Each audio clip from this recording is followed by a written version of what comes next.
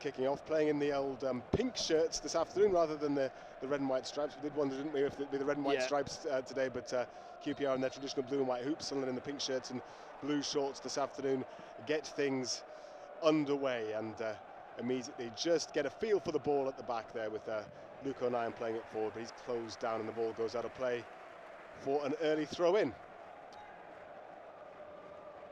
Yeah, a little bit of pressure, you see Armstrong there.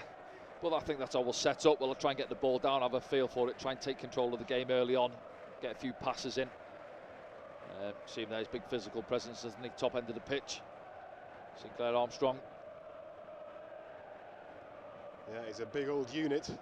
Certainly will be a bit of a handful for Ballard and O'Nien this afternoon, but Sunderland with a nice little bit of early possession. Ekwah now. Won't be long before we hear the cries of shoot when he gets a little bit further forward. It's interesting, isn't it? See Luke O'Nien there just stepping past Trey Hume, overlapping him, almost your centre-back. You never did that as a centre-back, did you? Maybe in a 3, not so much in a back 4, no. The outside centre-back's usually in a 3, you can gallop forward, can't you? But not sure too many managers like to see their centre-back down the right wing early on, what, minute or so on the clock. Sunderland keeping the ball nicely. Early touch of the ball for Huggins as well. And now possibly with a chance Sunderland to create an opportunity. First shot of the game is blocked, but Sunderland have it back again. Actually, Burstow there linking up, wasn't he, early on? Clark down the left-hand side. He knows that that's going to be a corner if it runs out. So a first corner of the game goes to Sunderland, and promising start, good early possession. Yeah, good possession, early on, taking control of the game, get the feel on it. Pierre Ekwah involved, say, trying to dictate play from the middle of the park. You say Burstow there, trying to get that early shot away. I think Tony Mowbray mentioned it during the week, that I think he said that the net had a rash, by all accounts, a ball rash from there. Oh, decent ball in as well, and on the far post it was Dan Ballard who slid in, got his foot to it, but just couldn't control the effort. Yeah, deep in swinging corner from Jack Clark, and I think Asmir Begovic just gets under the flight of it. You see it back now, doesn't read the flight of the ball at all well. A little bit of pressure from, I think he's appealing to the referee from Mason Burstow, but there's not a lot in that. He's just standing in and around him. And I think he just misreads the flight of the ball there. Dan Ballard still looking for his first goal for the club, I think. Early opportunity for Dan Ballard. It was difficult because he was stretching. Yeah, it was he's on the stretch. The angles against him as well, yeah.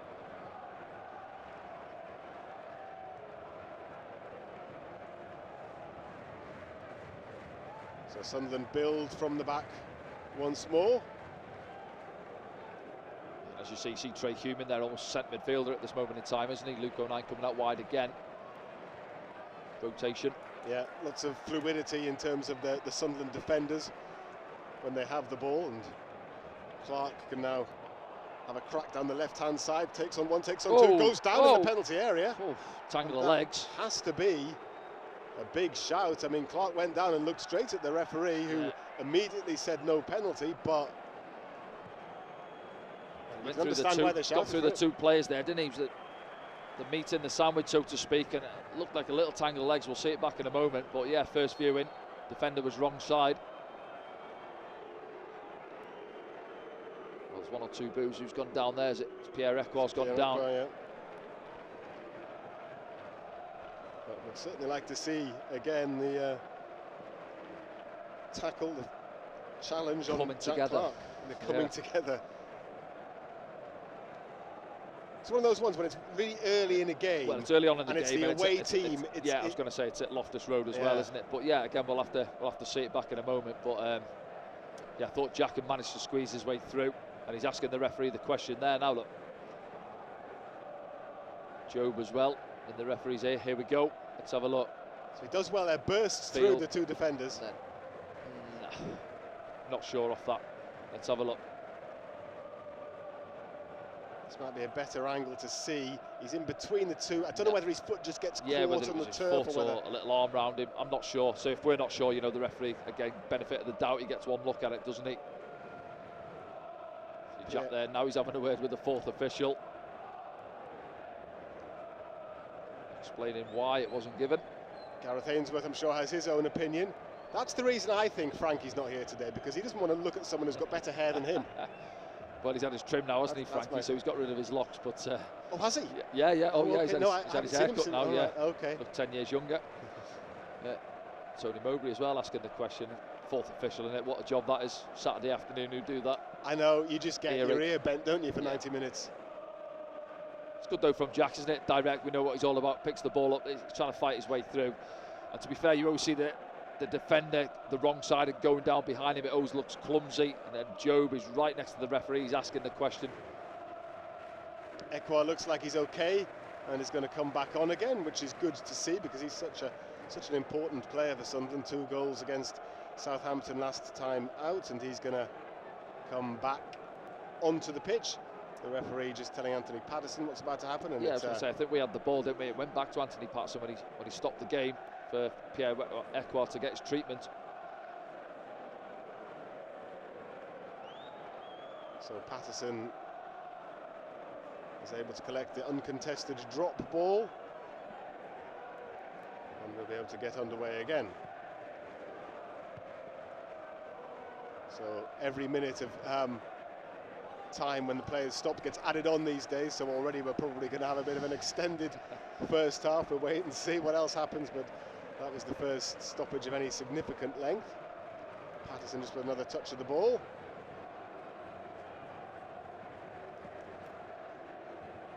And then Huggins with his left foot just plays it up the line, but that's intercepted.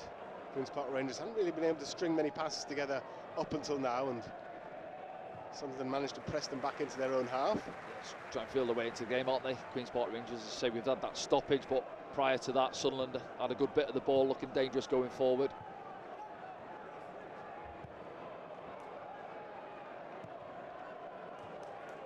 Now QPR are able to make some progress down the right-hand side. Armstrong challenges, but it's a poor touch from him, and Sunderland have it back. Dan Neil involved, and that will be a free kick. Yeah, I think it was both the foul, actually. I think it's Dan Neil gets caught late, and I think it's Mason Burstow just looking to drop in and play the give and go. Gets caught as well.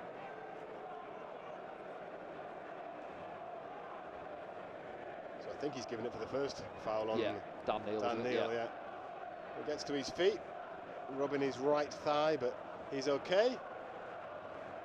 So a bit stop-starty the opening minutes here. Well, I don't think Sunderland will mind that too much. They've had the better possession. And once again look to maybe build up the left-hand side. That's where they have gone for the majority of their attacking play in this first half. Ekwa just slides it forward. Some neat triangles.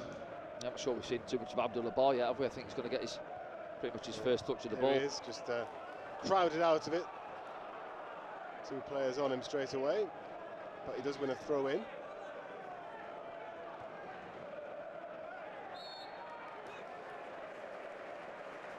And now QPR have a free kick. Jack Colback with his first notable touch of the game. I'm sure that Sunderland fans will make their feelings clear to him as well as the game continues. He's actually Queen's Park Rangers' top scorer this season with 2 goals, including one at Middlesbrough last weekend. The home side just enjoying a little bit more possession now.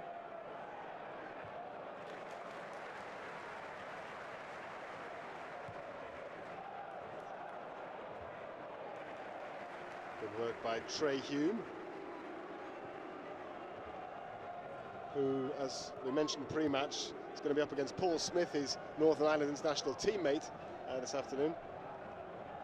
Yeah, it's interesting as well. I think back to Coventry, they had wing-backs down there, got dragged around a little bit. It was obviously Trey Hume and Abdullah Bar that day as a pair.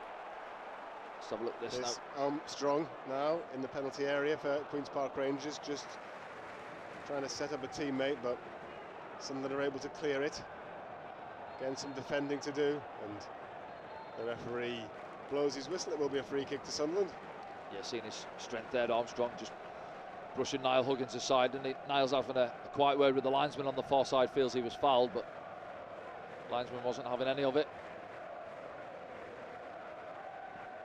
What do you make of the button undone on the shirt look that Gareth Ainsworth? He's he carries it off, full on rock and roll, isn't he? Yeah, with the long hair, I think, and the old tight-fitting shirts. Trademark. If Sunderland win, I think you should do that for the post-match show, Danny. At least one button. One more button. Yeah, okay. yeah.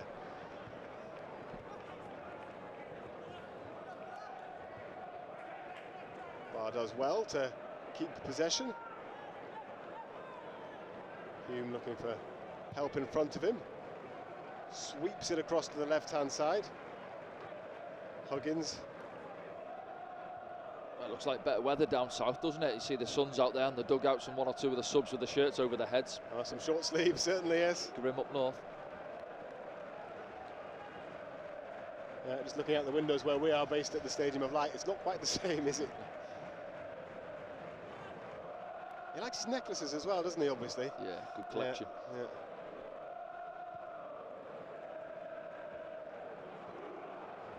Should be easy enough for Ballard. Just does well. I mean, he's got Armstrong bearing down on him, but he'll enjoy that, Dan strong. Ballard. He enjoys the physical side of it, but yeah, I think ball's going out of play and he gets a little nudge in the back from Armstrong. Yeah, I think he thinks he was fouled, but the referee's given the throw into Queen's Park Rangers. Definitely a nudge there, isn't there? Yeah, a little nudge. I think They're he not plays the always ball given, off his face as well. Yeah. Leaves a bit on him.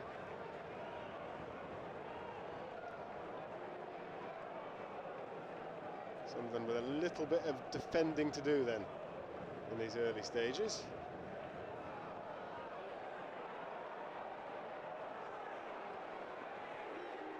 Shot comes in and it's a goal into the bottom right-hand corner.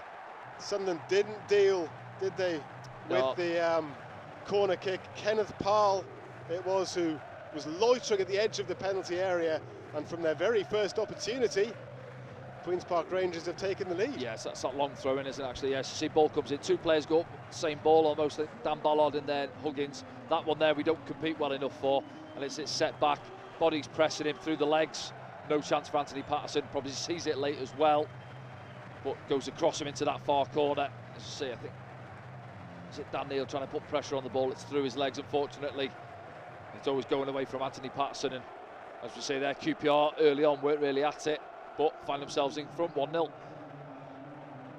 Yeah, Sunderland will need to come from behind then this afternoon.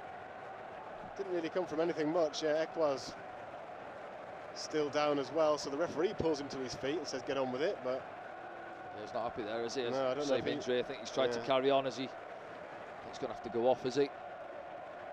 Whether they're actually making the substitution or whether... Yeah, I think someone stripped on the touchline there. So that's another blow for Sunderland early in the game. So Pritchard's going to come on by the looks of things. So they'll have to just reshape things a little bit. I mean, they are different sorts of players, Ekwa and Pritchard, aren't they? Yeah, obviously Alex Pritchard plays a little bit higher, and Joe might just drop in alongside Dan Neil, might go to a 3 with Dan at the base of it. But yeah, early on, sad to see after the start of the season, he's had Pierre Ekwa. So Pritchard just relaying the instructions there, so he moves forward, and Bellingham's, I think, already in anticipation dropped back, hasn't he, to just as a play in that deeper position Dan now. Neil maybe, yeah.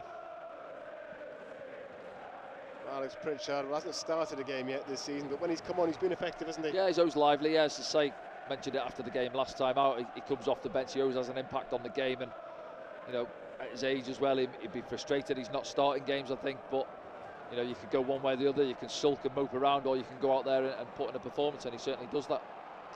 Can Sunderland get back into the game straight away, get back on level terms straight away? But Jack Clark can't quite catch that one. But they had good early possession, Sunderland, without really creating a great deal, apart from that Dan Ballard half chance from the corner. They'll be disappointed the way that they did concede that first goal. They will, yeah. Second two phase, players going up for the same header. But didn't really compete for the second one either, and as it's dropped down, I think Dan Neil's trying to get out there, and you know, goes for the block, and time again you see goals go through people's legs, putting pressure on the ball, and it finds its way into the bottom corner. Bellingham thought he was fouled there. A little bit of frustration with the referee from Sunderland at the moment, because again that one wasn't given. And Job just can't quite get his foot on the ball there, so Queen's Park Rangers see Dan Ballard again and Armstrong involved. Heavyweight battle, that one. O'Neill and Hume exchange passes, and then Dan Neil plays it out to the right-hand side. Hume has Barr outside him. Barr back inside, into his left foot. Just keeps possession. Finds Neil.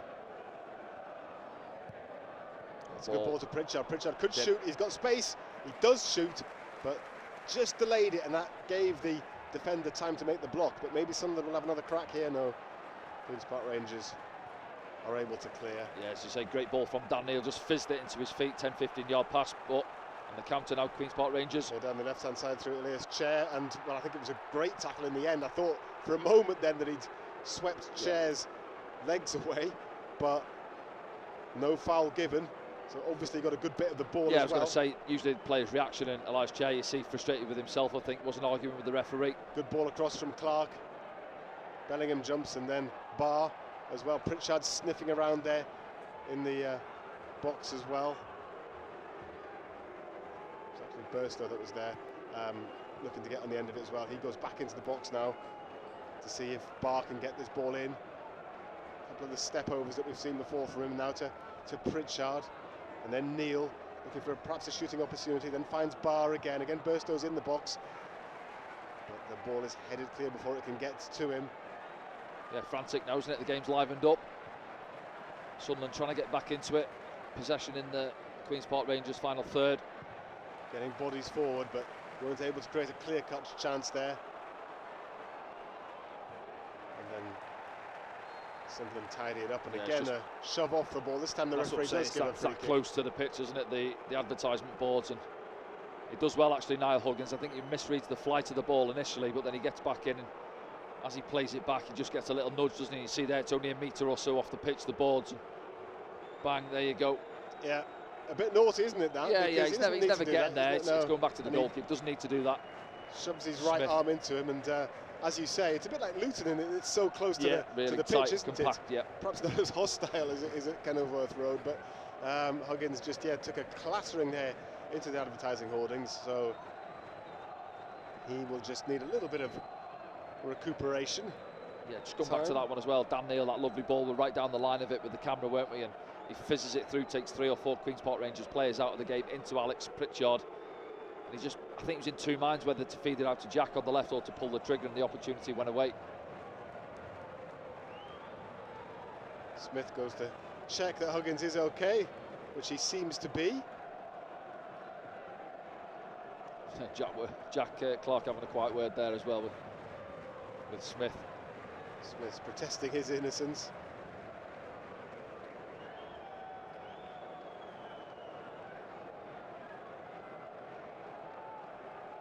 Yeah, Smith can play on either side, so he's up against Huggins this afternoon rather than his compatriot Trey Hume. But some interesting battles developing. Another lengthy stoppage in play, so I think we're probably going to see that 6 or 7 minutes of injury time at least at the end of this first half. Burstow with defender's arms all over his back, but nothing given by the referee.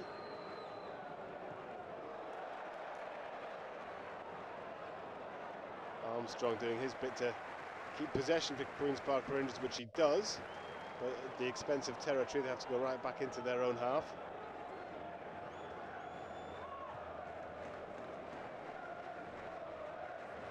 Yeah, interesting that one as well, isn't it? Top end of the pitch, Mason Burstow, young lad, just starting off his career up against Steve Cook, experienced character. Yeah, a lot of... it's a bit naughty as well. Yeah, late.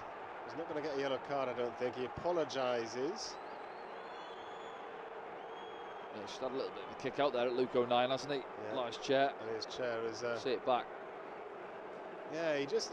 I don't think he's had any intention. It just does him, Luke, doesn't he? It shapes like he's going to go back to Anthony Patterson, and that for me is a yellow card. You know, he's kicked him up around the knee area, hasn't he? And let's see, Luke's having a word. A couple on the far side, shunted off the pitch. And it's not like Luke, you know, Luke doesn't really get aggressive or, so we say, angry, agitated, but you see him there just having a word with the referee. Sunderland fans filling the stand behind the goal there. A few of them are producing imaginary yellow cards. I think their feelings were and a few other gestures clear as well, yeah. Yes. Yeah, a variety of hand gestures.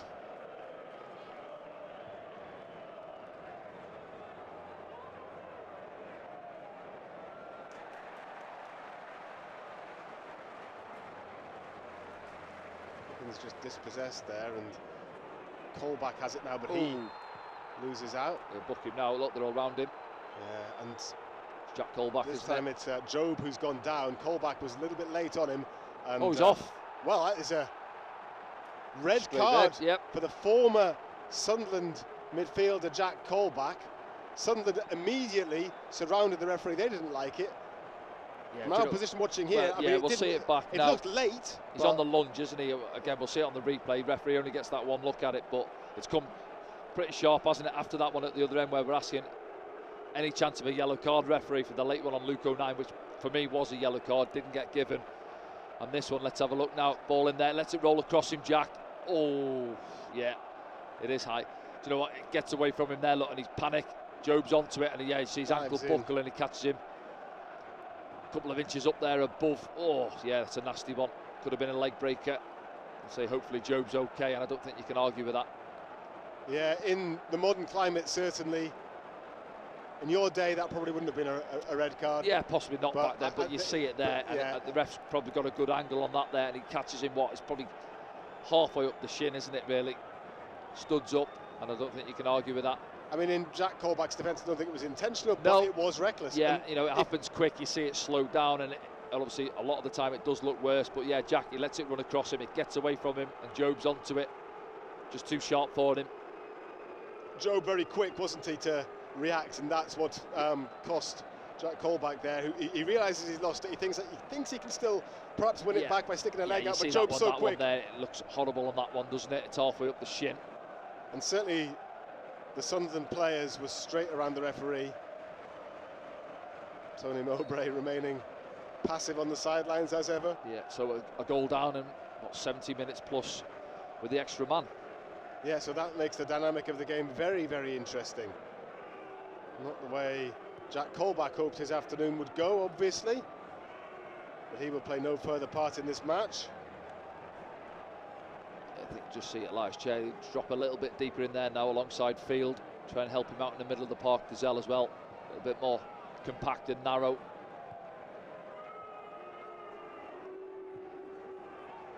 Queen's Park Rangers fans aren't very happy about the sending off, obviously, but Sunderland now, can they make the most of having a numerical advantage? 136 appearances Jack Colback had for Sunderland before leaving nearly a decade ago now. 33 years of age, but he has finished his afternoon's work. Sunderland with the extra man, and Clark on the right hand side. Well, he's just overhit that cross. Yeah, he's trying to get into the game now, Jack. We've seen him early on, didn't we, with that run, shout for a penalty. Since then he hasn't seen a lot of the ball. A bit frustrated out on that left hand side.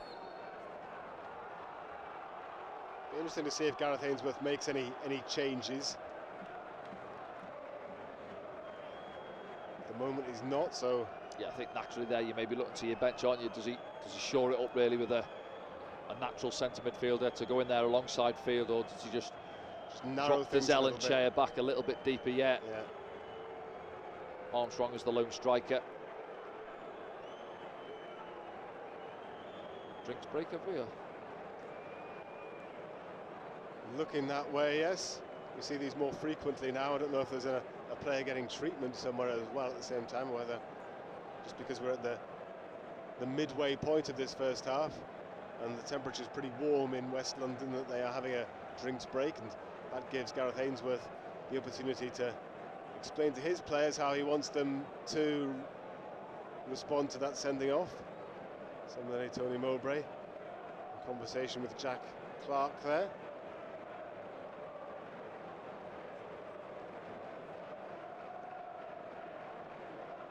Often it's discussed how it can be more difficult playing against 10 men, especially when they've got something to defend, which Queen's Park Rangers they've got themselves in front, haven't they? So they haven't got to come out and try and get a goal.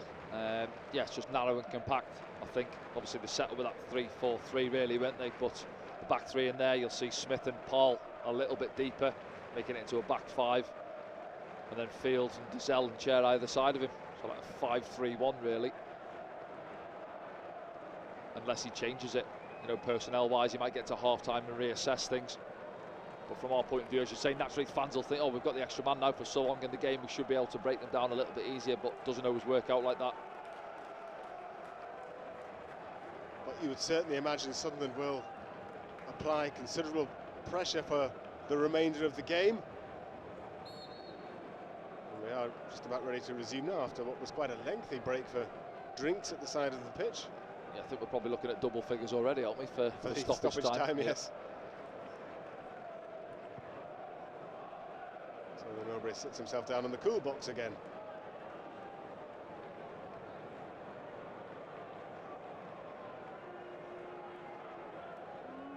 Here's Luke O'Nien. Finds Barr, who gives it back to the Sunderland skipper. Ballard plays it forwards to Pritchard. He just likes to drop into those pockets of space, doesn't he? Yeah, he'll drift about when he, naturally you see him as a number 10, but he will drop out to the flanks. He'll want to get on the ball and try and create for us.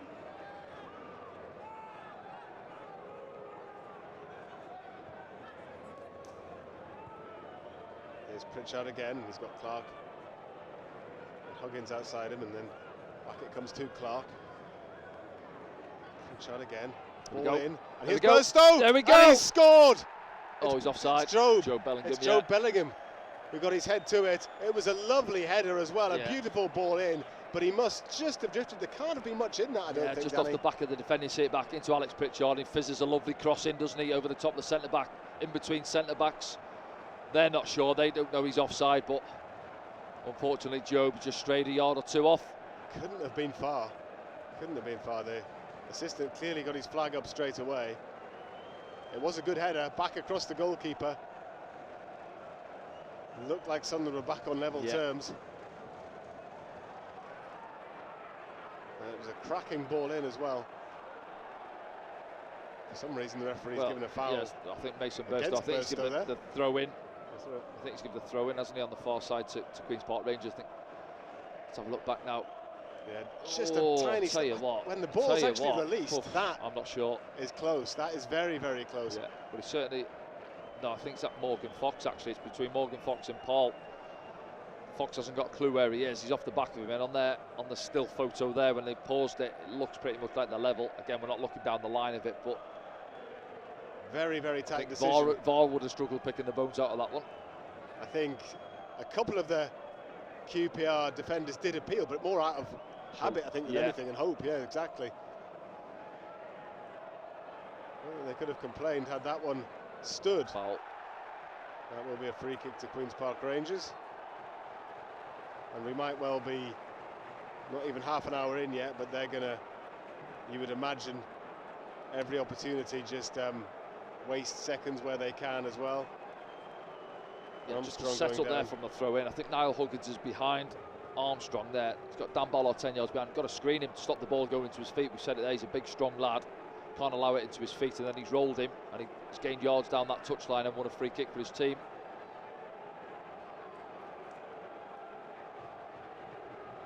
So a dangerous position for Sunderland to defend. They could have been on level terms. What they mustn't do is go a further goal behind. Yeah, we're seeing that one ball that's come into the box so far, really, hasn't it? Led to the goal for Queen's Park Rangers. It's that second phase what done us.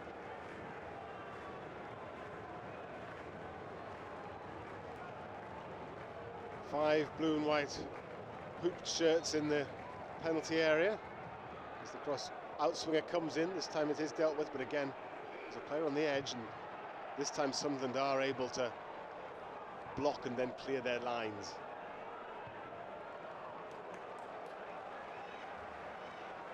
And the defensive job's been done.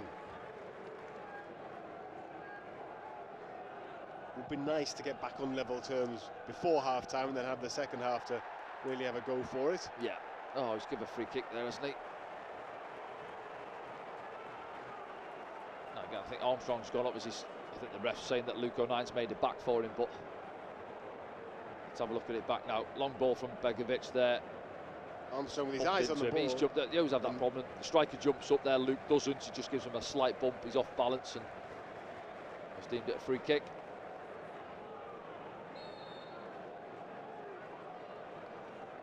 So chair it'll be, the Moroccan international, to float the ball into the penalty area. In fact, he swung it to the left-hand side of the penalty area.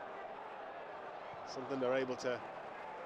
Our marking's got to be better there. Set play, as you say, it's a lofted ball. It's in the air a while. He's got a free header at the far post. Is it Morgan Fox who's gone forward, I think?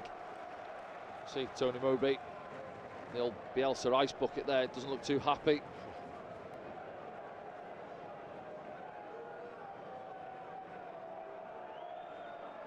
Yeah, Queen's Park Rangers, the only opportunities really of note have come from set-piece situations. That's where their goal came from, as you mentioned, Danny. So maybe a little bit of work for Tony Mowbray to do at half-time, just to make sure that his team are aware of what their responsibilities are defensively in those situations. Yeah, just tighten it up, you know, for the goals in the second phase. Drops to him there. That one there, loopy free kick to the far post. Too much time and space for the free header.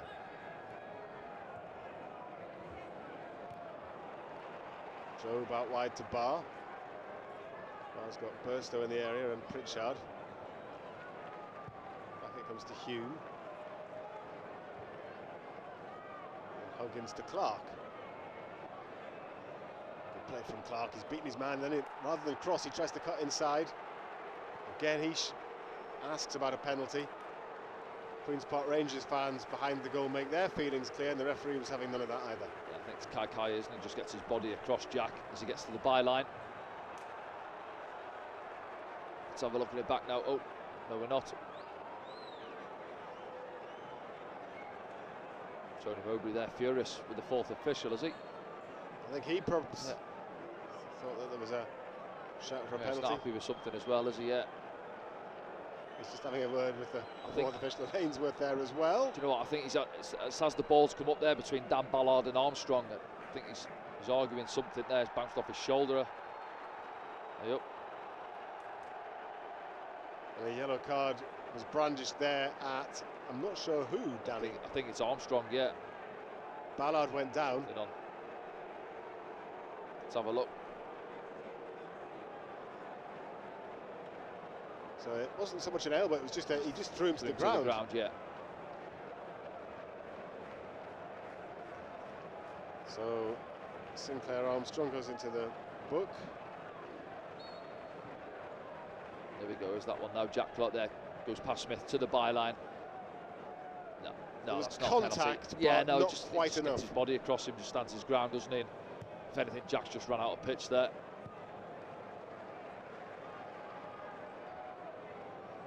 That was very much a defender's view of that kind of incident.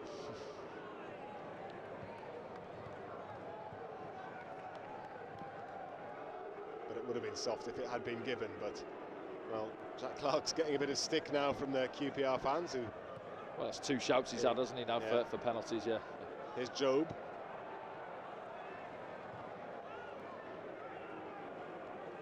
And Job again. Scored a couple this season, the midfielder. Clark now, again into the penalty area he goes. Stays on his feet this time until he is very cleanly dispossessed on this occasion. But QPR can't keep hold of the ball when they do get possession back. Some of them good at keeping the ball at the best of times, but when they have a man advantage as well, his possession stats even higher. Rick O'Nien in the wars and does well to get it back to Patterson.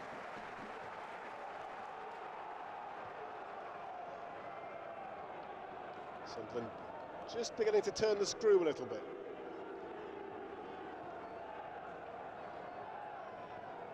Yeah, it's getting to these areas, and then you can see the setup from Queen's Park Rangers, that back five and the three narrow and compact in front of them, saying you're not coming through us, you're going to have to go out wide.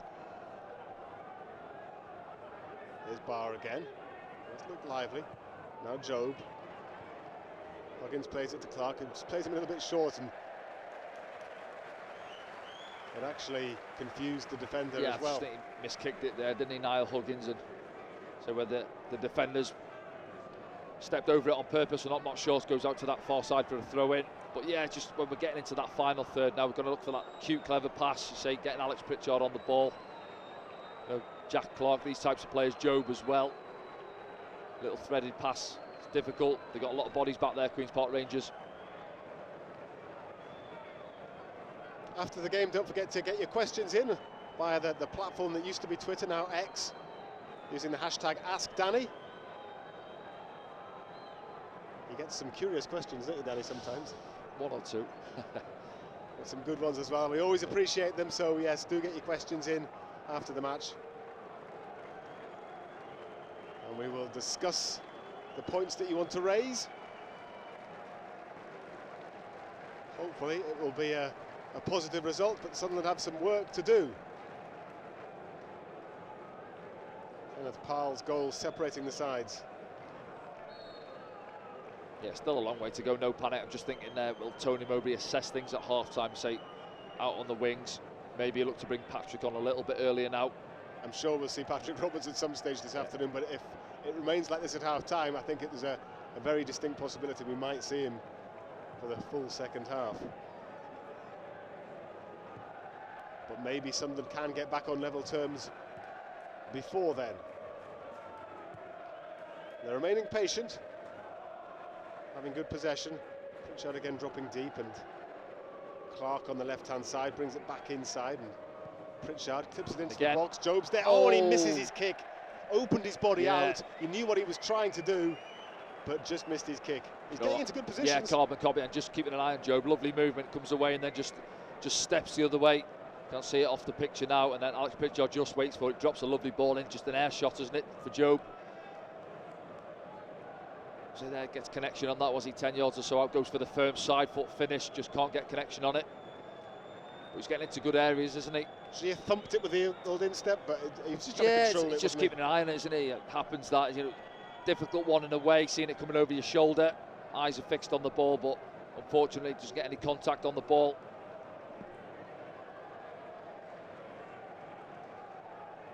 But his movement's good, isn't it? Yeah, he's obviously dropped a little bit deep. You see where he is now, in there alongside Dan Neil, but he's getting forward every opportunity, getting up there alongside Mason Burstow, helping him out. With Colback's dismissal, I guess he's got a bit more of a licence to do that now, because Sunderland less likely to be outnumbered in the middle. Queen's Park Rangers with a rare attack now down the right-hand side. And no foul given there, much to the annoyance of the home fans. It'll be a throw into Sunderland.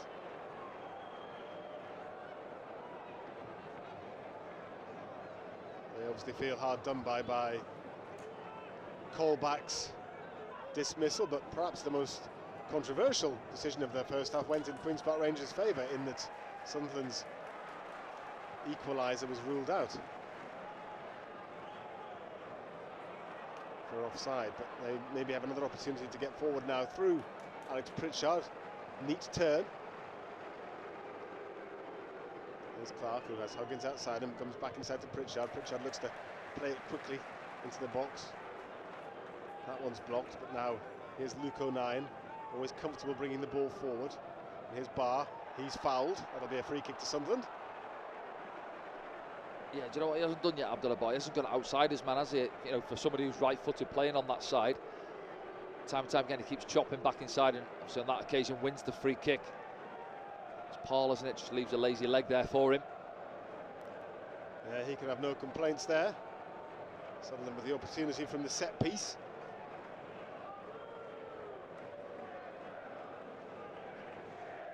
Bellingham and Burstow both in the middle. Ballard's come up as well. I think it's going to be Alex Pritchard with delivery. Yeah, Pritchard relishes these situations. Swing it in with his right.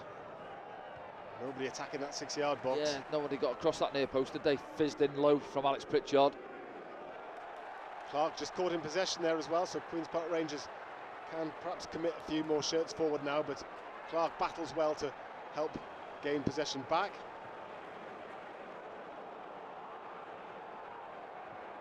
And the pressure's all coming from Sunderland now. Here's Barr again. Will he go down the outside this time? No, again. He comes inside, but this time shows a bit too much of the ball to his opponent and loses out. Sinclair Armstrong battling away for QPR, but he's offside, is he? I think. Strayed just offside, yeah.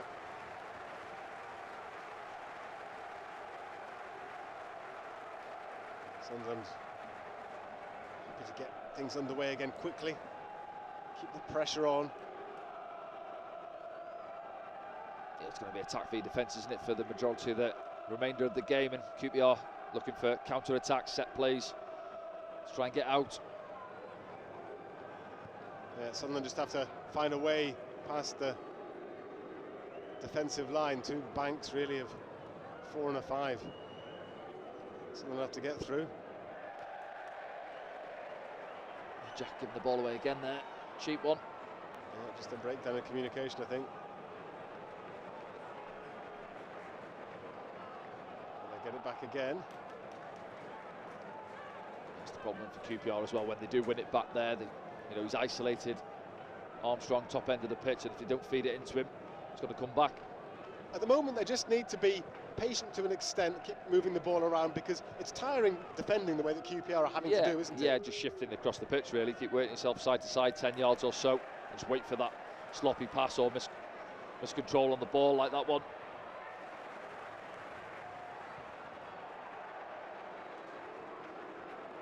Good tackle by Hume, and Joe plays it out to the left-hand side. Well, it's gone over Jack Clark's head. And out of play.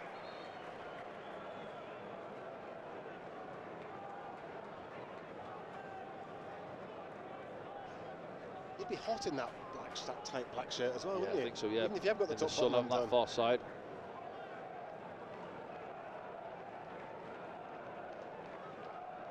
That's why he's 3 buttons deep, undone. Yes.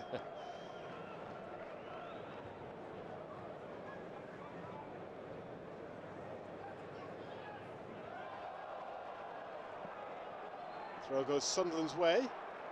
Pritchard will take it. Just a little bit sloppy now, isn't it? Yeah, he's had a couple, hasn't he, Jack Clark? Saying if there's something wrong with him there, but yeah, ball comes to him, miscontrolled it, and then pokes it out of play on the far side. Just getting himself a drink, I think.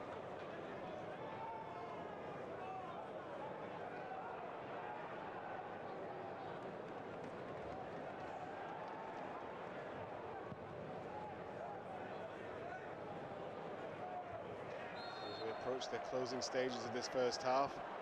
Sunderland have controlled the majority of the game, but trail to that Kenneth Parle goal.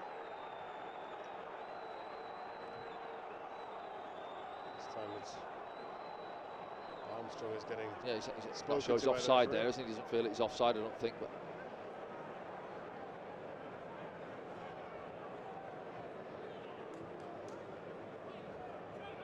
so for all their possession, Sunderland haven't really tested Begovic as much as they would have liked, have they? A couple of half chances, haven't we? Certainly the one offside, it was tight. Then Job, the one where he's played the air shot, missed the ball.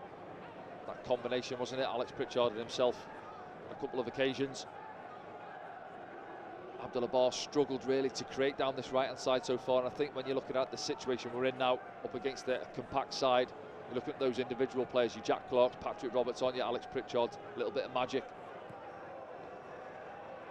Bar on the right, again comes back. Cross comes in from Hume, stays in play, actually just flicked across the face of goal by Clark, but all the way behind for a corner. Sorry, for a goal kick, I should say. Yeah, Trey just gets under this one, doesn't he? It's deep to that far side, and Jack just trying to keep it in, feed it back across.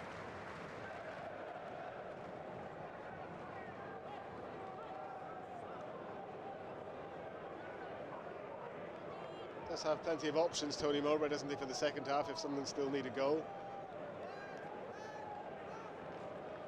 Yeah, I think, who else? You're looking at Chris Rigg as well. Yeah. More of a midfielder though, isn't he? Hemir on the bench.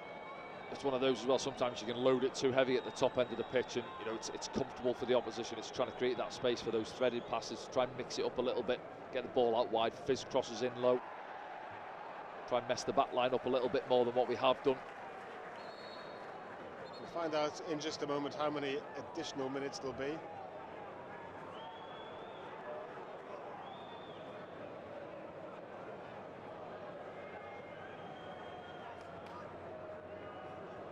So Sunderland may well get another opportunity to get back on level terms before the interval.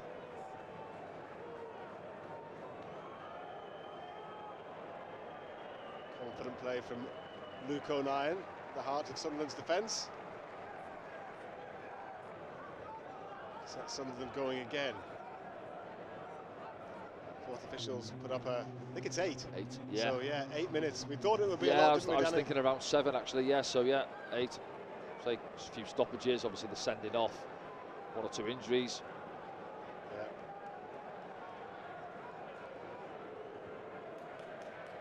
Sunderland, of course, without Ekwa, who had to go off with that injury, which is why Pritchard is on. And that was quite a lengthy stoppage.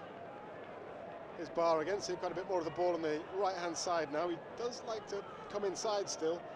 As you mentioned, Dan, he doesn't often go on the outside and get a cross in, or hasn't in this game so far. Here's Dan Neil.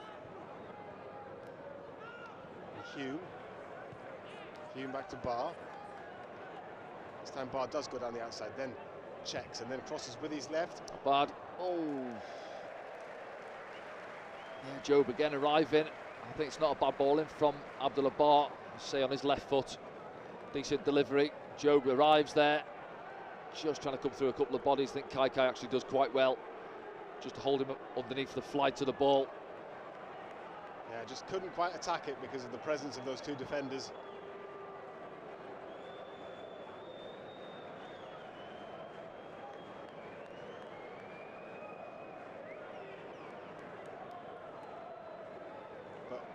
We've already seen this season that he does like to get into got himself a couple of goals, hasn't he? Could have had a few more as well.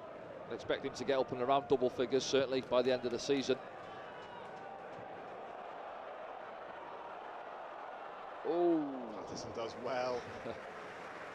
Looked for a moment as though Armstrong might just nick in there ahead of him, but Patterson was quick enough to smother the ball. Here's Pritchard.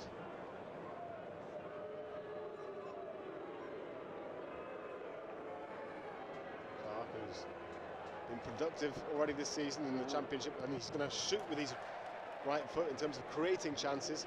One of the biggest chance creators, and this time it's played in by Hume, and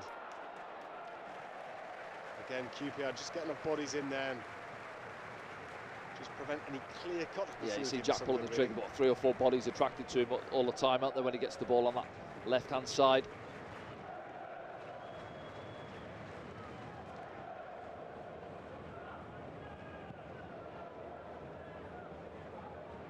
Clears long. He did once score in the Premier League, just didn't he, thinking from about a long goal kick. Stoke, wasn't it? At the what was it? The Bet 365, the Britannia, whatever it was called back then. It was after you'd left, wasn't it? It so was, yeah. So you were on the pitch at the time. Was it against Liverpool? It was against Southampton. Southampton, was it? Yeah, it was Artur Boruc over Southampton, I remember. It was about 12 seconds into the game as well. Yeah, and he just booted it. It bounced once. Obviously had the wind behind him, and in it went. Finished 1-1 the game. Here's Clark again. Half tackled and then tackled again.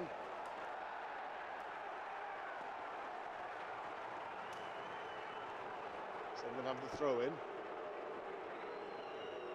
Don't know what the possession stats are, but Sunderland have had the vast majority of the ball in this first half, and that would, you would imagine, remain the case for the rest of this game, bearing in mind their numerical advantage. There's Job and Neil and Pritchard just looking for a way to unlock the door. He's going to have a crack as Pritchard, but never going to trouble Begovic. Sometimes they fly in, don't they? On that occasion, as they do, fly in the top tier.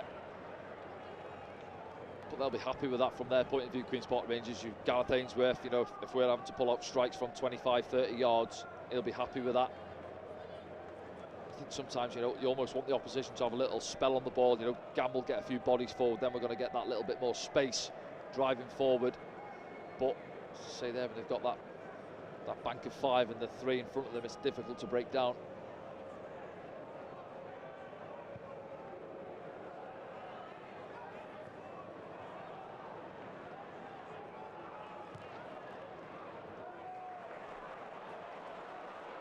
Armstrong does well, just to give a bit of respite to his team. They do commit a few forward now.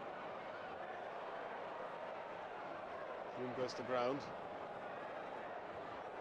Well, Patterson's able to claim easily enough, and now maybe they do have an opportunity. Yeah, they've got 3-4 bodies forward. Try and break with a bit of pace when you get the opportunity. Job has to come Yeah, to be fair, I think Elias Chair does really well. You can hear the applause from the Queen's Park Rangers fans when they're getting back in, slowing Job down. Those are perhaps the occasions when Sunderland just need to gamble a bit as well. And yeah, ball speed, tempo, build up the pitch a little bit quicker.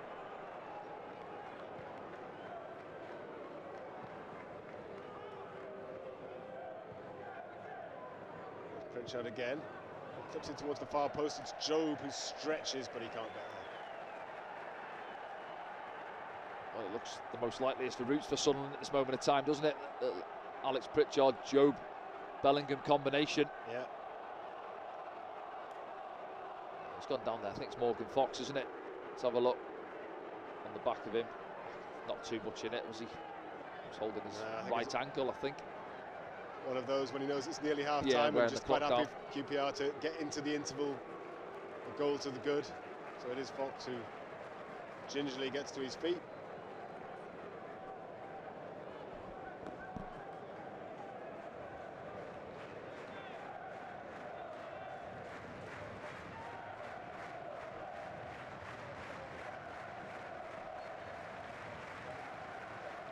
A few issues with his belt as well, hasn't he? Keeps having to tuck it in, likes it nice and firm. His shirt there, shirt jeans combination.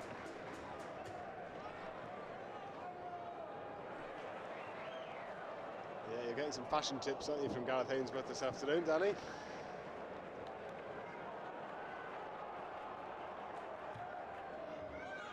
we approach the final minute of added time, can Sunderland get on level terms before the break? Again, it's Barr into the penalty area.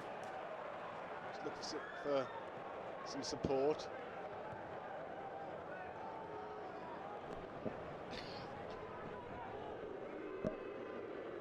Clark now, is he going to shoot with his right? He's opened the space up, he does drive it, and it's deflected! And Jack Clark has silenced the Queen's Park Rangers fans. I think it was deflected. Yeah, I think he struck it with his right foot. It doesn't really matter how it went in. It has gone in at the perfect time for Sunderland to score as well. Begovic didn't really have any chance. He was going the other way, and Sunderland are back on level terms. Yeah, I think so. Jack just chops inside, doesn't he? We've seen it a few times now. See, Huggins feeds it out to him there. You know where he wants to go, Jack Clark-Smith. I think it is half. It looks lethargic there, doesn't he? Strike away, yes, a couple of deflections, and I think it is Steve Cook in front of Asmir Begovic, who's going to his left-hand side. Diverts it into the other corner, and right on half-time, as you say, can we get level before the break? We've managed it 1-1. Yeah, that will change things. That will change things for the second half, which lies ahead. It'll change Tony Mowbray's team talk as well, because Sunderland back on level terms and a man up, as long as they can just see out this little bit of danger right at the end of the first half. There might be a bit of extra added on time now because of that goal, of course, so we're into the 9th minute of stoppage time now. Sunderland have some reward for the control they've had of the game. Now Barr just crossing halfway, looking to maybe create something else before the interval. O'Nien now, Sunderland with their tails up. There are options ahead of him. Still going, Luke O'Nien, and then gives it away. Ball was onto the left-hand side, but that is the half-time whistle. So, yeah, Sunderland will be, on the whole, pretty happy with that. Yeah, I think so, yeah, getting back on level terms, key, wasn't it? And as you say there, Tony Mowbray's, well, half-time talk, does it change? Does he maybe thinking of a change at half-time? But, yeah, back on level terms now, big 45 minutes to come. Queen's Park Rangers looking a little bit leggy there before the break. Barr is still out on the right, Barr's still on the right-hand side, isn't he? Yeah. And Bellingham remains on the pitch as well. I'm not sure if is Burstow still there as well. I think he is, yeah. He's there. So, some attacking intent from Tony Mowbray. So Jack Clark maybe, is he down below us? No, Jack Clark's still there as well. Yeah, I saw Jack Clark earlier. And having scored the goal, yeah, he'd be disappointed if he'd been replaced. We'll confirm it when we can as to who's come off, but Patrick Roberts is on.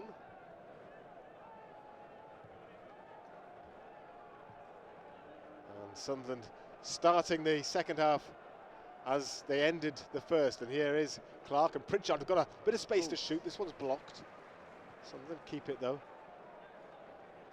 Dan Neil, although whistle's gone. Has the ball gone, has it? Yeah, it's popped. It's popped. Blocked shot from Pritchard. So trying to figure out who's gone off still. Yeah, there. Well, there's Roberts. Niall Roberts Huggins is down below definitely us, on. is it? Huggins gone off, has he? Maybe. It's the only one I can't see down below us.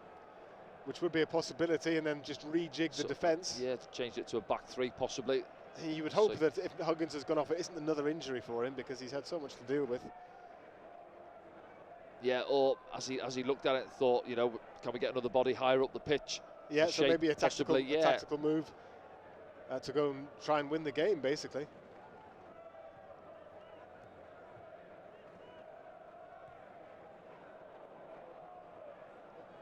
So we can confirm that it is Niall Huggins who has gone off. Patrick Roberts has come on. And Danny, you'll have a look and see how you feel the shape has changed as a result of that. Sort of a 3-5-2 really, if Joe pushes a little bit higher up there alongside Burstow. So here is Armstrong for Queen's Park Rangers. Plying a lone furrow much of the time, but this time does get the ball away.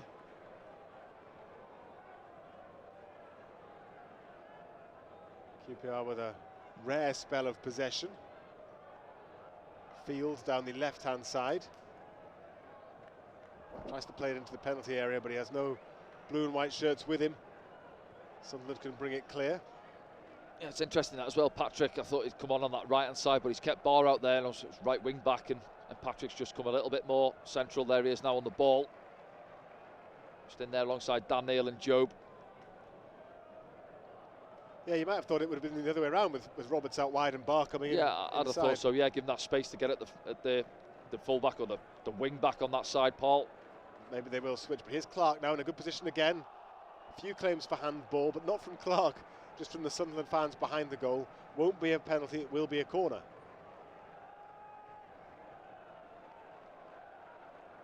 So Sunderland on the attack in the early stages of this second half.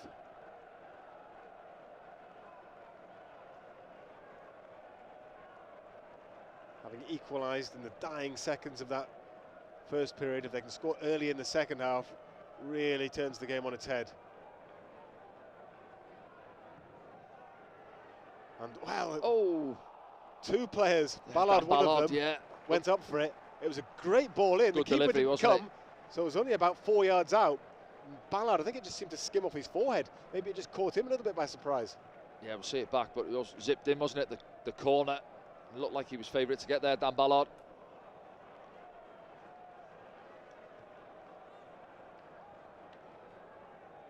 Here's Pritchard.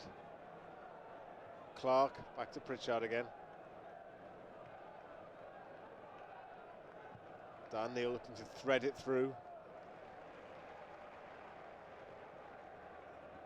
Burstow's not really had an opportunity at goal yet, but he's still trying to get involved. Now Barr down the right-hand side, and then the defender tumbles to the turf. And yeah, one or two asking for a foul, but I think he's just got his legs in a bit of a mess there, hasn't he?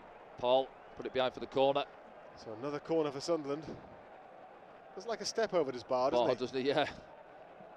It's a slight nudge, yeah, just a bit of an air shot, wasn't it? So again, plenty of Sunderland shirts to aim at from the corner. Swung in, and it's Job who gets the header in, but easy enough for Asmir Begovic. Flighted corner, wasn't it? Difficult to get the power on it. Good control from Hume, and Pritchard and Bellingham exchange passes.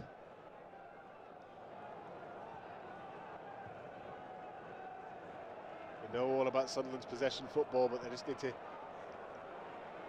make sure that they create opportunities as well. See this game as a foul, wasn't it? Big opportunity to claim 3 more points.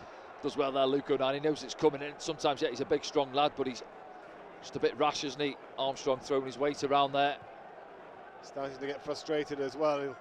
The Queen's Park Rangers centre forward, Pritchard, who has seen a lot of the ball since coming on. Back in the thick of things from a Sunderland point of view.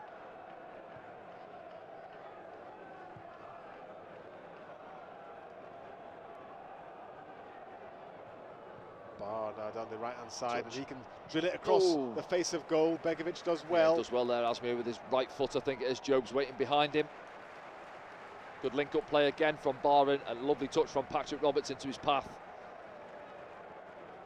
See it back now, drills it low. There's Job coming in behind Asmir Begovic. Sunderland continuing to push forward then. So yes, it seems that they are playing with 3 defenders, 3 centre-halves really, but at the moment it's Barr and Clark who are, well, wing-backs, but they're pretty much wingers, aren't they? Yeah, they haven't got yeah. much defending to do. Back in the middle of the park there, a lot of bodies through the middle, haven't we? Say Patrick, we're going out. Here's Pritchard threading it through, opportunity for Burstow, but Begovic was quick to smother it at his feet. Kai again, he tucks in narrow, good position, see, just holds Burstow off it long enough for Asmir Begovic to come out and claim it. Yeah, showed his experience there, didn't he? Yeah.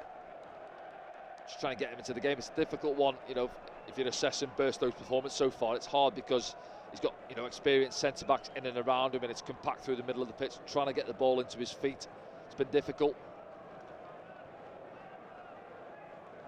Yeah, he'll be desperate for an opportunity to show what he can do in front of goal. Continues to work hard and continues to make runs. Does again then. Bellingham also getting forward to...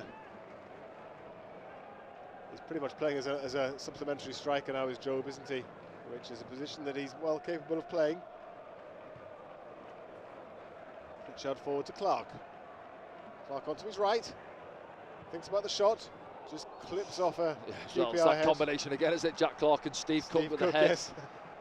Does well on that occasion. I think he's looking for that far corner, isn't he, Jack, as he cuts inside. Steve Cook just helping it round the post.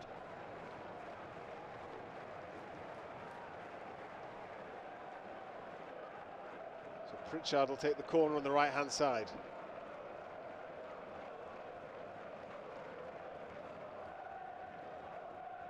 Ballard again up there. Burstow challenging Bellingham as well. QPR player down in the box. No foul. Sunderland can continue to apply the pressure. Hume with his right foot to the far post. Barr is there. It'll be yet another corner. Yeah, pending up the Queen's Park Rangers here. Just going to wear them down. You would hope it's just a matter of time. Sunderland keen to get on with it. This one's played short. Alex Pritchard busy again. Drills it low across the 6-yard box. Now here's Clark into the penalty area. There's space in front of him, but instead he plays it back, and then the shot from Hume is going wide, and Burstow was offside as he just tried to deflect it goalwards. See, Jack just tracks 3 players, doesn't he? And cuts across it there. Trey doesn't quite catch it right. And see Burstow in there, trying to sniff an opportunity out.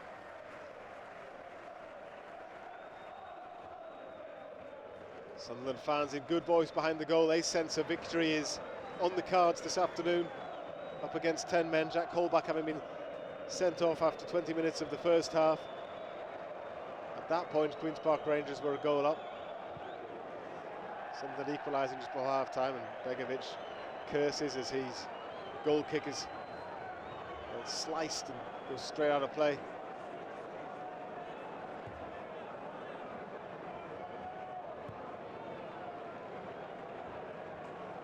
There's Roberts.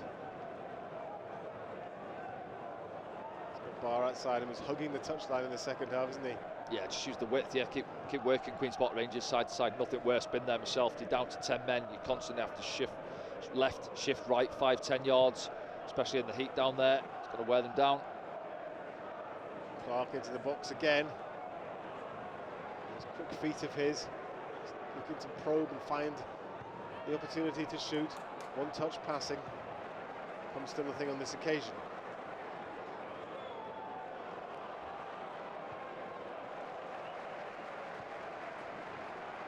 Again, nice to watch. Just good, yeah. Just got to be switched on as well. That's all it takes. Ball up to Armstrong there, and you see Lucan and Dan Ballard, good positions, taking care of it.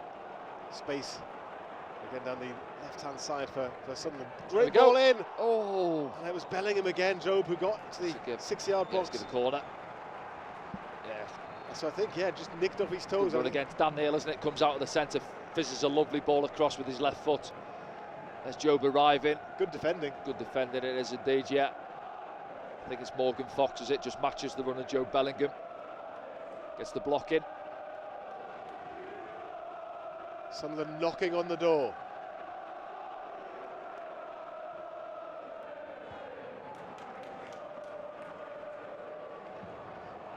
Pritchard does well. Can he get a shot away? No, can he get to a turn ball? This time Pritchard, saved! The flag is possibly up. No, it's not. Dan Ballard, Dan Ballard, the man on the spot. QPR has won, appealed for offside. Dan Ballard, he didn't stop and wait. He did the job that he had to do. Pritchard's shot deflected into his path. He had the simplest of tasks, just to tuck it into an empty net. And Sunderland now lead at Loftus Road. Yeah, he's up there, isn't he, for the corner. If you're thinking of Dan Ballard, you think he's going to come in with the towering header, but he stays in there. Alex Pritchard does really well. Good touch there, out of the sky. He says to Abdullah Bar, leave it for me. Lovely little give and go. Good save from Begovic, but there's Dan Ballard. How do you like your first goal? 5 yards out, empty net. Thank you very much. 2-1 Sunderland. Yeah, it was a great save from Begovic, actually, from Pritchard. I'm not sure who was playing Ballard on. It must have been close. Just have a look now as he shoots it. Yeah, you've got a man here, haven't you? Yeah, I think on Smith, the 6-yard box, yeah, six, number 11. left-hand side of the screen. So Quick yeah, look Paul at, Smith. nervous look at the linesman always, don't you? Flag stays down and he's away. And you know, in the Championship there's going to be no VAR, so the Sunderland fans can celebrate without any worries. Their team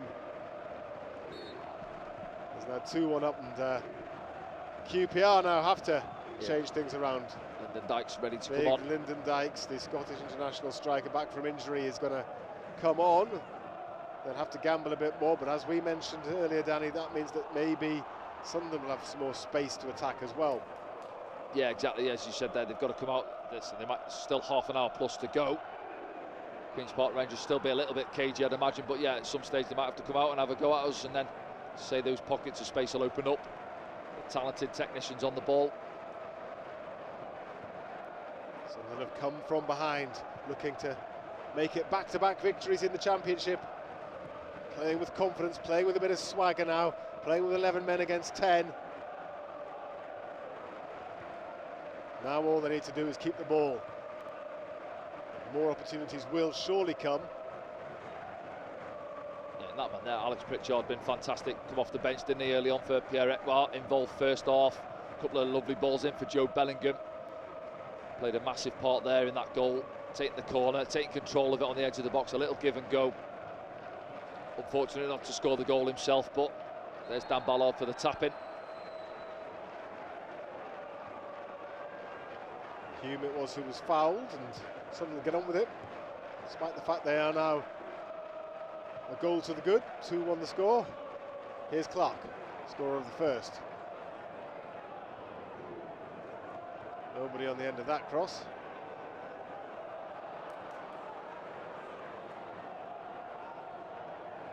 Bar just manages to almost keep it in play, just drifted away from him.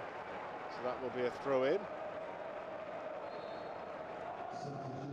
So now the substitution will be made by Queen's Park Rangers. Smith going off, I think, is it?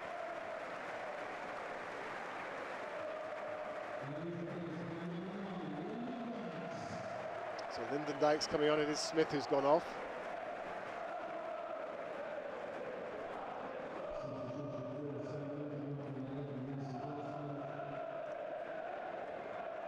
Yeah, change for Sunderland as well.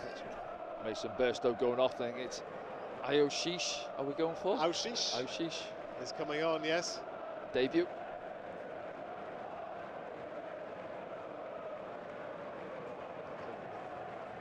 Just checking that it is. Burstow is going off. He's holding the back of his leg there, but Ayoshish certainly. Yeah, coming off. It is. Say first run out there. Hour on the clock, just holding his hamstrings a little bit, stretching off. I think strikers are always disappointed, aren't they, now coming off at this stage. I think we've just got ourselves in front. He'll be thinking, I'm going to get a couple of opportunities here now in the last half an hour of the game, but you know, it's his debut done. So Ashish will come on, so it'll be interesting to see how they, again, adjust formation-wise with no recognised centre forward on the pitch, but a lot of attacking midfielders. Yeah, it's that rotation at Jobe. I think he'll push on a little bit more, possibly now. See where here comes Ashish. Our first opportunity to watch the young Frenchman in action. One of the deadline day signings for Sunderland. As far as QPR are concerned, well, Smith off and Dykes on. Dykes, you would imagine, will go straight up top with Armstrong. They'll be a bit more direct. Yeah, yeah, possibly. Yeah, as a front two maybe, and 3-4-2 possibly.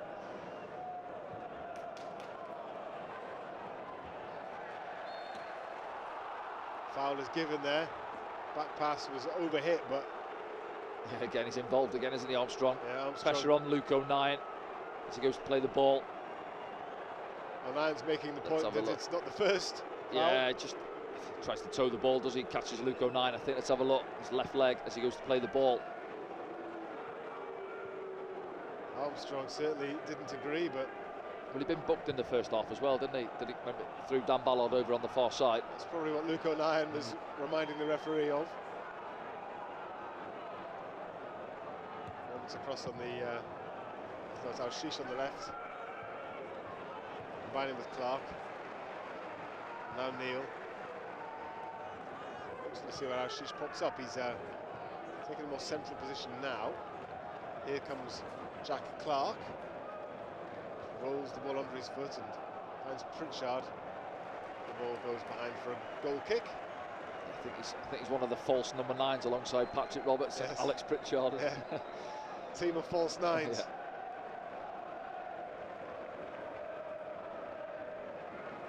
Sunny afternoon at Loftus Road, going Sunderland's way as things stand. Any questions for Danny Collins? Use the hashtag AskDanny on X, formerly Twitter, after the match. Any thoughts or observations? Anything you want to put to Danny? We'd love to hear from you. Put clear by Pritchard, who has appeared as a substitute this season on several occasions, and again today, but he had longer to make an impression. And remains to be seen, of course, how Pierre-Emerick is after going off injured. But Pritchard will certainly be one staking a claim to start the next game against Blackburn. Yeah, Wednesday evening, isn't it? And I think just seen Pierre-Emerick with his left leg up in the dugout. Hopefully it's not too serious and he's back out there soon. See, opportunity for one or two others out there, say Burstow out there this afternoon. Ayoshi's just onto the pitch, looks like he wants to get on the ball. Down below us. Onside is Bellingham, chance for Bellingham, slots it past the keeper, it's gone wide, and then the outside of the post from Barr. The shot from Bellingham was well wide to the extent that actually it turned into a pass. Yeah, I thought it took a deflection. I think he just skews it off the outside of his boot. Maybe it's good times, he's run really well. Trying to open his foot up there, find that far corner, too much on it. Abdullah Barr from a tight angle, yeah, rattles the outside of the post.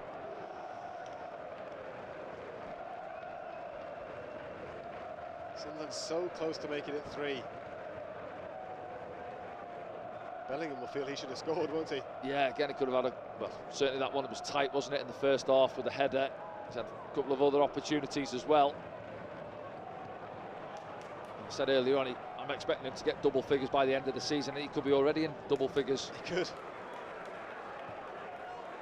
Sunderland very much in control of this match, but they do have to beware. Because Queen's Park Rangers will look to hit them when they can, but again, Sunderland do well to stop that attack, launch one of their own. Clark all the way into the penalty area, Ashish with him as well, looking for a ball played short, but it's to the edge, and Dan Neil, who just gets under it, lifts it over the bar. Yeah, that's what I'm saying there, it's going to open up there. I think Kai gets caught on it by Jack Clark high up the pitch, and Jack strides into the grass well, slows it up now, cuts it back into Dan, see what Dan's looking for, just to reverse it into this right hand side corner. Too much on it.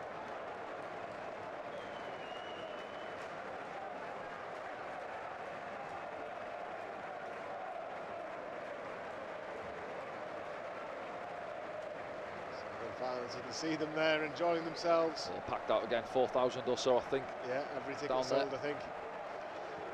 Big contingent based in the south, and also plenty travelling today. Get behind their team, and they're enjoying themselves. I think it's Lyndon Dykes coming on there. It's almost at 3-4-2, isn't it? He's gone up there alongside Armstrong, two battering rams, physical presence. Try and find their way back into the game. Will mean perhaps a little bit more space for Sunderland to exploit though as well. Yeah. In behind. Looks like they're going to make another couple of substitutions, Queen's Park Rangers. See who else they're going to bring on in just a moment. But Sunderland meanwhile have possession through Luke O'Nien.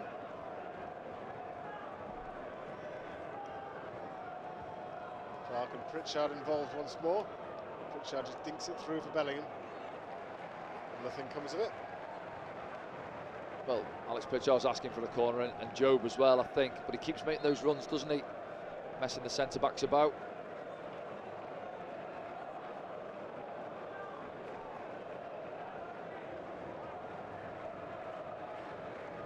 So 3 are going to come on by the looks of things.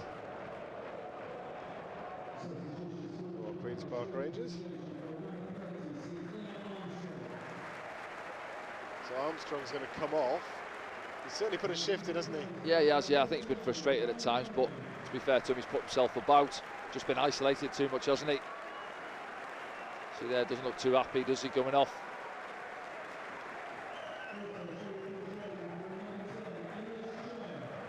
So Elias Chair is coming off as well. Hasn't really got himself involved in the game a great deal, so he'll come off. So he had Laresh replacing him.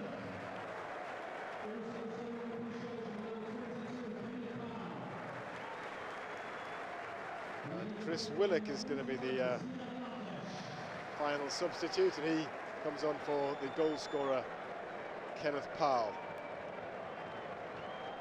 So Queen's Park Rangers, Gareth Ainsworth throwing the dice, Danny. You have to have a bit of a gamble, don't yeah, they? Fair play, yeah, say that's his sub's done, isn't it?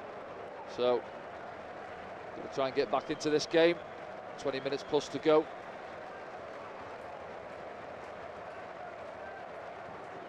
So we'll see how they reconvene in terms of their team shape.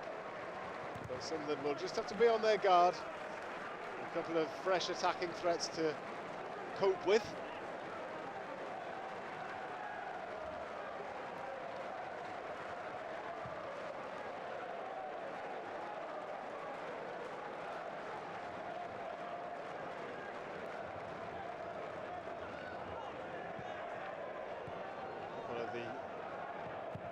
Substitutes immediately involved, combining down the right-hand side. Sunderland will just in the next 5-10 minutes or so just to make sure that they do with the fresh legs. Bellingham's in. Begovic just gets there first. Another yard on it, wasn't it? It's been clattered as well. Asmir Begovic, I think. Again, Job, isn't it? Good pressure. Just settles Asmir Begovic short. Yeah, is it Fox? Does well in the end, Asmir Begovic. He went with his legs first because he wasn't sure if he was going to slide outside the penalty area. Don't want to put the gloves in there either. Yes. But did just enough, your old teammate there. Towards the end of his career now, but he's been made QPR captain, and he's certainly a very accomplished goalkeeper, and showed his sharpness there to keep his team in the game. Well, just had a stoppage for the substitutions, and now is it another one for the drinks break again? Yeah, so they've obviously planned this. Drinks breaks midway through each half.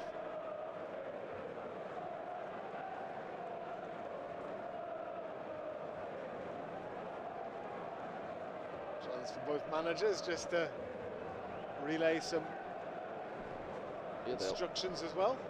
Cold flannels and towels out there as well. Yeah, hot temperatures. As you mentioned in the first half, a bit of a north-south divide in terms of the weather, I think, today. Jumpers and umbrellas up north. Yeah. Short sleeves in West London.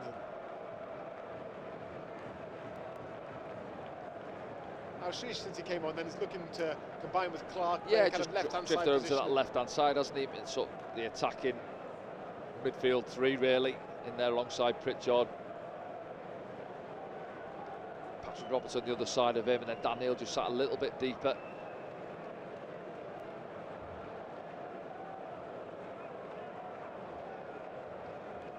You would like another goal, wouldn't you? Just have that little Yeah, I think you see Hemir there as well. You know, if I'm him, I'm thinking I'm up there, I'm warming up in front of the manager, trying to get on. You know, make him aware that you're there and you want to get on and try and get yourself a goal. Yeah, he is certainly an option, isn't he, for Tony Mowbray? Some defending to do now, though, for Sunderland. Referee says no foul. QPR fans, as you would expect, not particularly happy about it, but it gives Sunderland a chance to break, stretch play a little bit. Al-Shish and Bellingham both involved. And now Pritchard. Here's Al-Shish, he's going to shoot. No, he's onto his right foot. Now he shoots, tries to curl it, tries to wrap his right foot around it, just can't quite get enough on it. Yeah, Boo's there as well. I've got to be honest, at first view, and I did think Dan Ballard had left a leg out there on that far side. Let's have a look at it back now. Referee allows play to go on, though. Counter attack for Sunderland. Went down quite easily because I think he was in the corner of the box and was probably thinking about even earning his team a penalty. Yeah.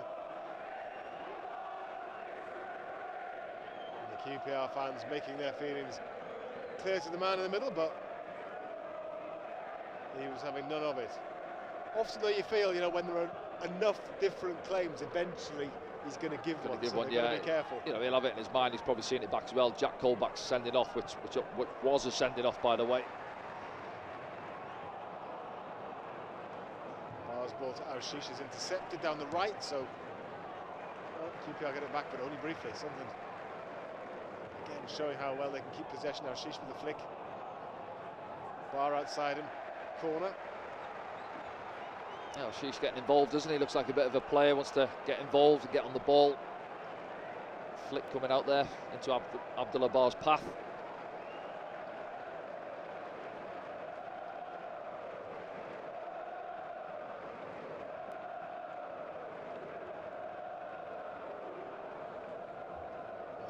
Short corner taken by Sunderland. There are plenty of bodies in the box, but that's wasted. Just overhit. Just aiming for that kind of far post area. Yeah, too much on it. See Patrick shaking his head, disappointed with himself. Another substitution for QPR. This will be their final change then. Jake Clark-Salter, who of course spent half a season at Sunderland back in 2018 in the Championship. Former Chelsea man, he comes on. Yeah, Steve Cook making way. Responsible for the deflection that got Sunderland level. Steve Cook, so Clark-Salter like for like, really. I guess he's probably seen as somebody who's a bit more mobile, able to get forward and join in the attack as well when QPR need to get a goal back. Sunderland will be happy with balls like that going straight out of play.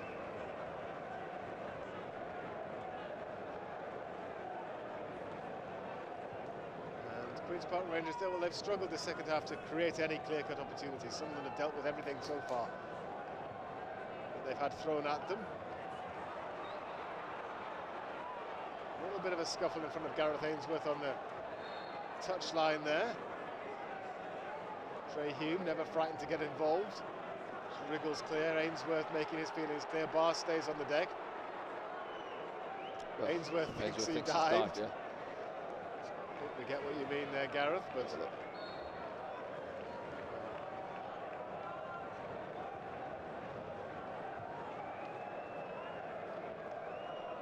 Sunderland now will be quite happy to slow things down and to have the game. Well, I'd say so, yes, but at the same time, you know, still a long time to go in the game, isn't there? While you've only got that one goal lead, go on and try and get the third, then put the game to bed. Take the sting out of it. If they get three, I think it's fair to say the game would be over, as Patterson just, with the help of Ballard, collects there. But while it's 2-1, as well, you yeah, say, you can see the setup now. They've made the changes. Queen's Park Rangers, they've gone a little bit more direct. You've got Dykes up there. You've got bodies in and around him. They've got to come out and try and get this goal.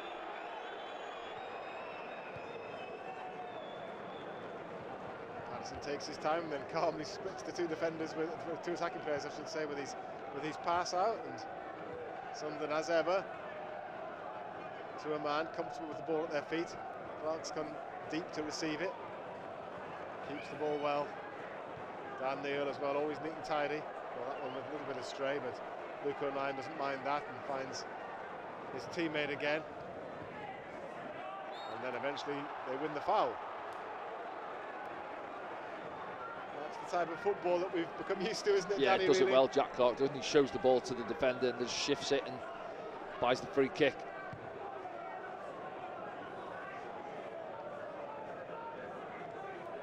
I'm just looking at us now. Are we unsure whether to go and try and get the third? We just want to try and keep the ball, take the sting out of the game.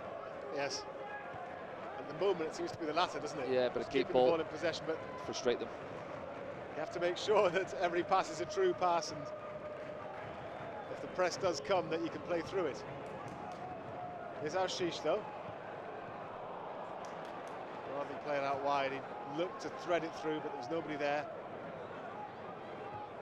Very keen, obviously, to make an impression, making his debut for Sunderland this afternoon.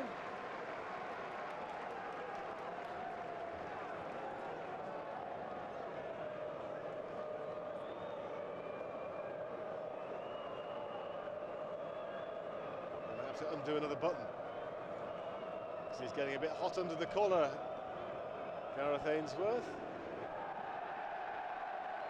Another. Yeah, he's shelled a few out of players, hasn't he, Asmir Begovic, goal kicks. Was he like that when you played with him?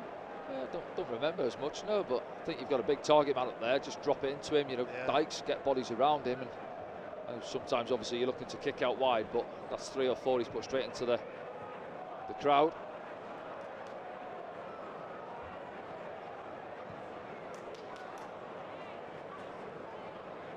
A little bit of defending for Sunderland to do. They get bodies behind the ball.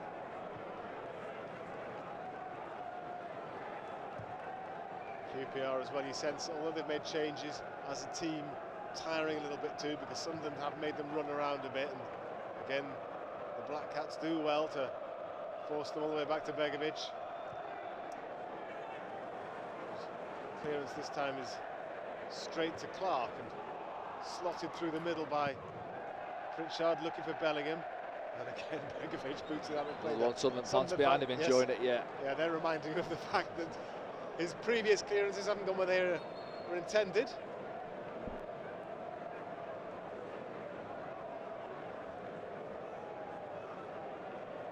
Mowbray up off the icebox, hands on his hips. He'll be pretty happy with the way that his team has played. It does change things tactically, of course, when there's a sending off. Yeah, I think he'd still be a bit cautious, a little bit. It's always hard to gauge off Tony Mowbray. His facial expressions don't really change. You know, I think home games he tends to sit on the stand up. Sorry, and away games he's on that box, isn't he? But he's on his feet now. Oh, Clark bottom booking straight away. Clark was tugged back, and I don't think Osman Kakai can have any complaints at all. Just yanked Clark back. Full fist of shirt. Good piece of his shirt, yeah, can't argue with that one. And it's a difficult afternoon for him. You know, obviously had Smith helping him out earlier on in front of him. He made way and then got exposed down that right hand side. So the man from Sierra Leone goes into the referee's notebook. Robertson Pritchard over the free kick.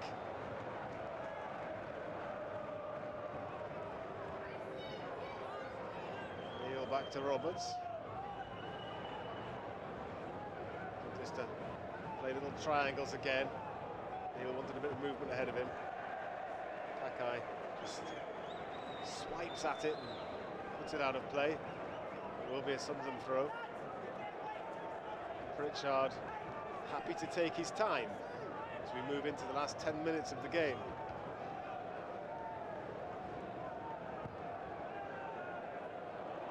Lovely little ball around the corner from Pritchard, and then decent ball in on the far post. Abdullah Bar. Abdullah Bar finish. Comes cruising in. Lovely ball in. The Sunderland fans go crazy behind the goal. Bar sticks 3 fingers in the air. It's 3 for Sunderland this afternoon, and didn't he finish it well as well? Yeah. That could have been a sort of attempt that could easily have flown over the bar. He controlled it, he hit it true, gave Begovic no chance, and surely it's game over. Yeah, you'd say so. And a good play again, Alex Pritchard involved, and Ayoshi's been lively since he come on. Digs a decent cross out with his left foot. I think Job, as it makes a run across the near post, and what a finish. It's not quite a half volley, it's on the up. It's on the rise, isn't it? And he gets over it really well, as you say, and no chance for Asmir Begovic. 3-1 Sunderland, and you'd imagine that should be game over. QPR heads will drop now, you would imagine. They only have 10 men. They're 2 goals down. Yeah, great finish that is. Controls it really, really well. As I say, it's not a half volley by any means, is it? It's Joe gets across the near post, and once it skips up, it's on the rise there, and he just controls it and gets over the top of it really well. Just a firm side foot finish past Asmir Begovic before he knows it. And those Sunderland fans behind that goal enjoying that one. Yeah, Abdullah Bar on the score sheet once again for Sunderland. And remember, after the match is finished, you want your questions for Ask Danny. Use the hashtag Ask Danny as the ball comes in again and is cleared at the near post. On X, formerly known as Twitter. That's where you can put your questions for Danny Collins. Any observations you've made. I'm sure you've enjoyed your afternoon's viewing wherever you are in the world. We would love to hear from you. Sunderland now have scored 8 goals in their last 2 games, so... There's Hemir getting ready to come on and try and open his own account. Yeah, he would love to join in, wouldn't he? And you'd think there are more goals here for Sunderland too. Yeah, we said that. Safe, you think? Yeah, I think once we got in front, it was a case of do we go on and try and will it open up a little bit more for us? And I said there we were caught in between. Do we go on and try and get the third? Do we just try and keep the ball? And then just when we up the gears a little bit, you know, move the ball a little bit quicker. Good movement down this left-hand side between Pritchard and Ayoshish. Found the third. It's Job who's going off, so again a little bit of a tinkering with the formation. He's certainly got himself into good positions this afternoon. Probably disappointed that he hasn't. Yeah, I was going to say scored. That. Disappointed going off the pitch. He hasn't got, well, certainly 1 goal at least. Thought, you know, it was a tight one, wasn't it? The header in the first half, the one what he missed where he had the air shot, couldn't get anything on it. But yeah, he's good. You know what I like about him as well, getting himself into the box, gambling time and time again. He's playing up there a little bit more advanced than perhaps what he naturally would do when we haven't got a natural striker at the top end of the pitch. But as sort of an 8 in the middle of the park, he gets himself into the box time and time again, and that's why he is going to get himself a lot of goals this season. So Hemir will take that central striker's role. He'd love to get on the score sheet this afternoon. I imagine that he'll get an opportunity come his way as well. Yeah, I think that'd cap it off, wouldn't it? Then that one he had last week against Southampton, 1-on-1, didn't put it away.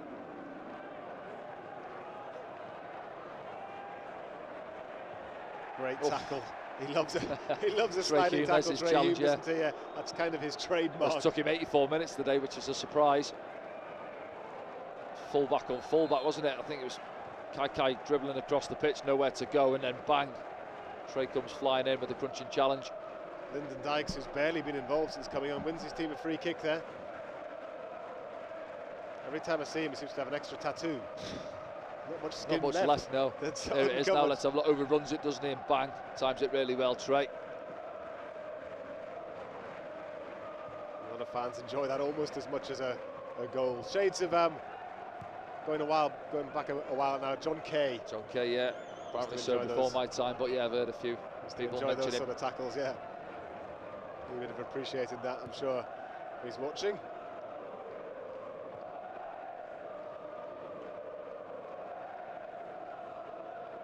Maybe Phil Bardsley as well. Yeah, Bardo. He liked the challenge, didn't he?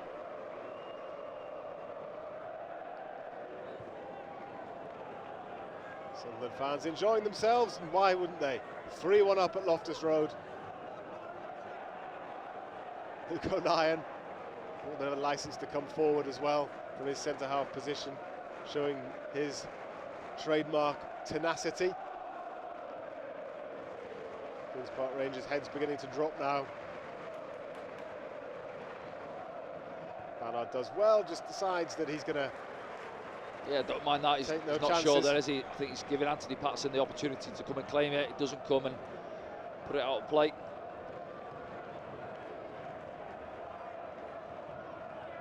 O'Nien heads clear, but only to a QPR shirt, but the drilled shot from Kakai was always going wide.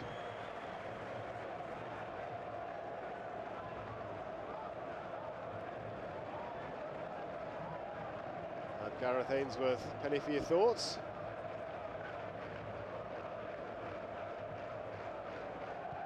Yeah, it was going to be difficult for him, wasn't it, with that Jack Colback sending off.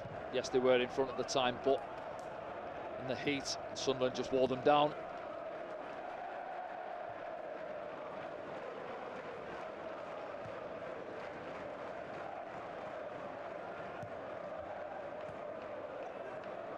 QPR with a bit of possession. Here's Kakai again. Sunderland though surrounding him, blocking the cross. Just need to make sure that I don't do anything daft now and give QPR an opportunity to stage a rousing finish. So as this two-goal cushion exists. I'd imagine there's going to be, could be 8 minutes again, possibly, couldn't there? I don't think there'll be as many this half, but yeah, you're right with the substitutions. We might see at least, well, we tend to see at least 5 minutes added on now every game, don't we?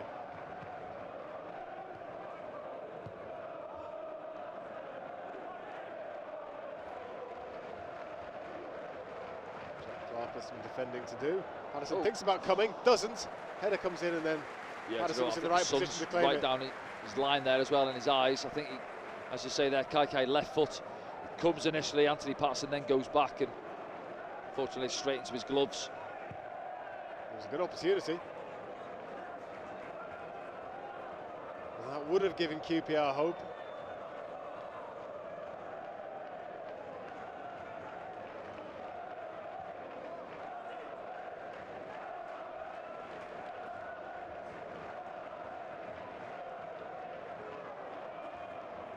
Kakai does well because he had 3 Sunderland players to get past, did so, gets a decent ball in.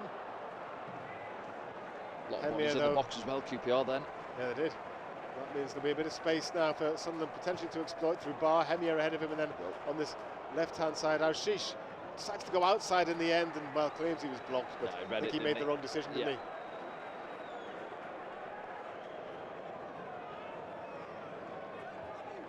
Did well though setting up the 3rd goal, Aushish, didn't he? So he'll be happy with. Yeah, he's been bright and busy since he came on. Showed a few nice touches of the ball. Always looking to get on the ball as well.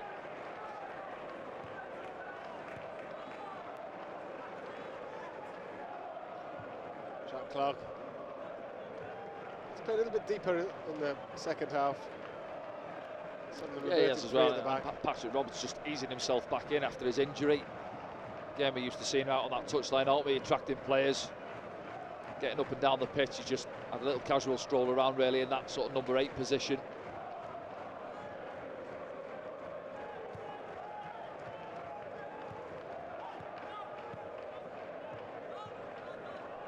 Sunderland keeping the ball well.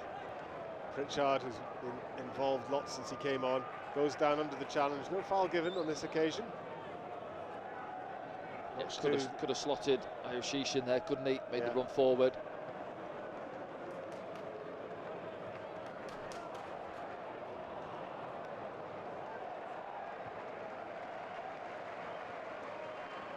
Sunderland again have the ball back, snuffing out danger at the earliest opportunity as we move into the last minute of the regular 90.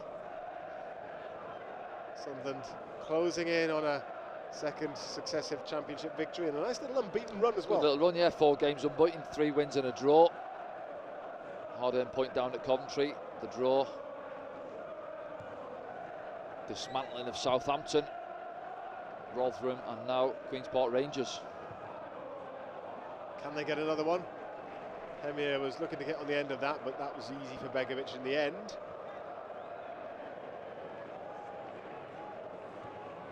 A lot of Queen's Park Rangers seats are now empty. I don't think their fans have had enough.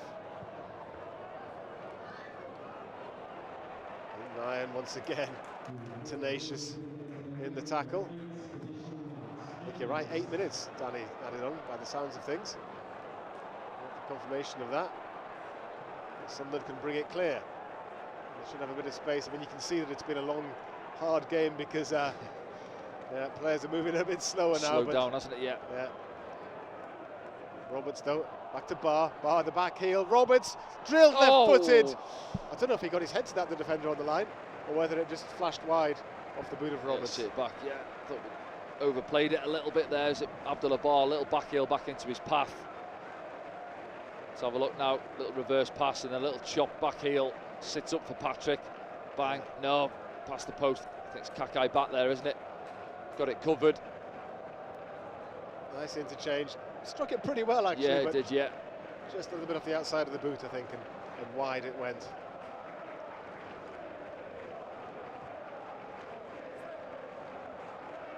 Would have been a nice way to cap off the match. A few things for Tony Mowbray to think about in terms of his next team selection. Roberts is now back, but Barr has done well again and scored. Yeah, it's a good problem to have, isn't it, as a manager? Sheesh also staking a bit of a claim too, and Pritchard having come on for the injured Pierre Ekwar early in the game. Yeah, if you're looking at it, you've got Dak obviously with his injury, Dennis Sirkin, obviously Niall Huggins come in for him. He went off at half-time, whether it's tactical or he's felt something, we'll have to wait and see. Kakai with a deflected cross and almost touched it at the far post by Dyke. Still danger. Patterson, though, his near post does well, smothers the ball. There's 8 minutes of stoppage time again. You don't want to be conceding now, yeah, and just giving them don't take your foot off the gas, don't get complacent. Kakai, to be fair to him, he's tried to get forward a bit down this right-hand side, second half, stands a nice ball up to the far post. No pressure on him, and I think Anthony Patterson almost sits on the ball, doesn't he? Almost squeezed under his body, but he did enough.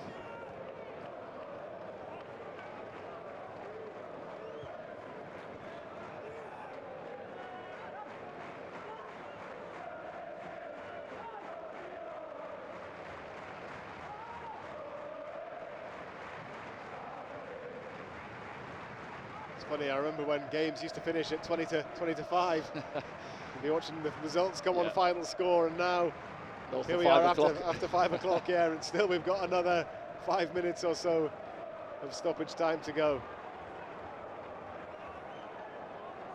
Here's Clark. Can Sunderland get another? Into the box again. Jack Clark outside of the boot cross. Oh. Nobody quite on the end of it. Asking for somebody to get on the end of that. Now Roberts. And then Barr. Now Pritchard. Dinks it. Hemir, oh man, he didn't go for goal himself instead. Oh. Was that a foul on Roberts? Oh no, Sheesh, I should say. I'm sure if he's offside, yes, you say Hemir. Should have gone for goal, shouldn't he? Just bring it down and finish it himself. Is that ball from Jack Clark again, goes on the outside of Kakai, lovely, outside of the right boot. 2 or 3 bodies in there, nobody can get on the end of it. And then the next one, I think, is Alex Pritchard, isn't it? Stands the ball up for Hemir. I think he's onside. Could have brought it down, he cushions it for Sheesh. He feels he's bundled in the back, but no, stays at 3-1. Yeah, I think had the score been a bit tighter, then there would have been louder claims for a penalty there, but as it is, probably won't have any bearing on the outcome of the match. Sheesh certainly felt that there was a nudge, more than a nudge.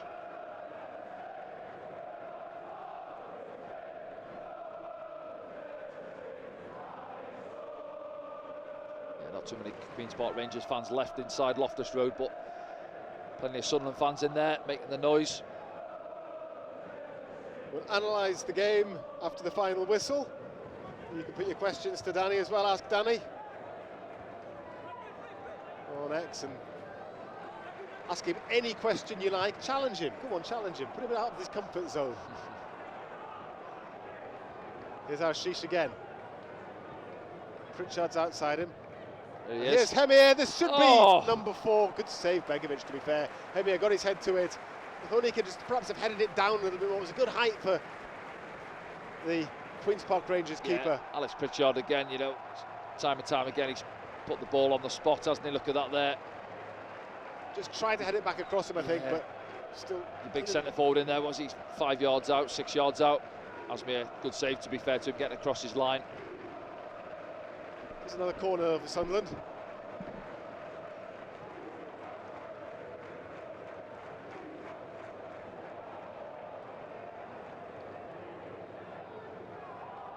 Sheesh weaving his way into the box, dispossessed in the end. There's Dykes for QPR, but snuffed out, and Sunderland have the opportunity maybe to launch one more attack. Yes, in terms of the scoreline as well, it flattered QPR a little bit. I mean, Hemi has come off the bench. He could have had himself a couple of goals already. Yeah, they've had plenty of chances this second half. Once again, as they did last season, Sunderland showing that they are capable of being a formidable attacking force in this division. And again, they play the ball out of the defence nice. There was some afters off the ball. And really, they don't get involved there, do they? Yeah, just, I mean, don't know what happened there exactly, because it was off the ball. Yeah, I think it was Dazelle. Neil getting involved now as well. Just frustration, isn't it, I think, from Queen's Park Rangers. The Ole's coming up from the Sunderland fans, Sunderland keeping the ball, and it's a late one from Dazelle on Trey Hume, I think.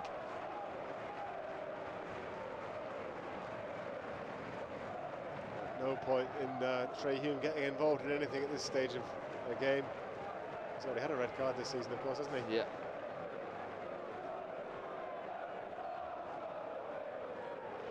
I think the referee's simply going to give them a lecture, isn't he? Maybe a yellow card each, but he's just saying absolutely no point in getting yourself sent off.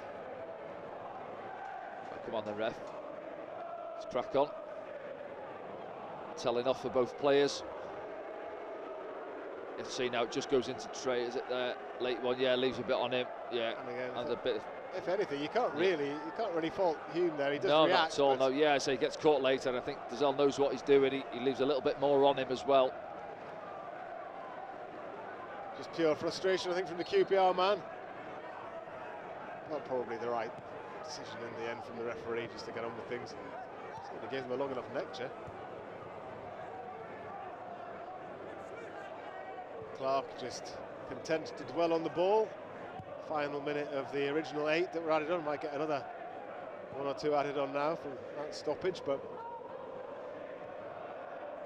Sunderland just keeping the ball. Dan Neil to O'Nien to Pritchard. Pritchard out to Jack Clark. He's got Ashish ahead of him. Ashish just tries to find him with a return pass, but can't do so. The referee decides to add no further time on, blows his whistle, and ends a very, very satisfactory afternoon for Sunderland, who have come from behind to beat Queen's Park Rangers by 3 goals to 1.